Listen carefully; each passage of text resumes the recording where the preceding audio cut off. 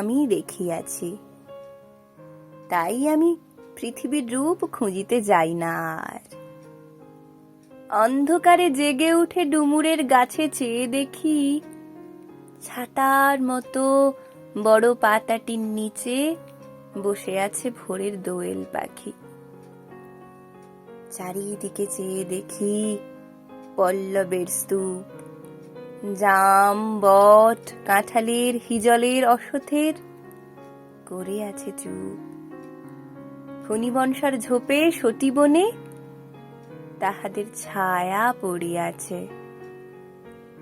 মধুকর ডিঙা থেকে না জানি সে কবে চাঁদ চম্পার কাছে এমনি হিজল, বট, তমালের নীল ছায়া বাংলার অপরূপ রূপ দেখেছিল বেহুলাও একদিন গাঙুরের জলে ভেলা নিয়ে। কৃষ্ণা দ্বাদশীর জ্যোৎস্না যখন মরিয়া গেছে নদীর চড়ায়, সোনালি ধানের পাশে অসংখ্য অশ্বত্থ বট দেখেছিল। হায়, শ্যামার নরম গান শুনেছিল।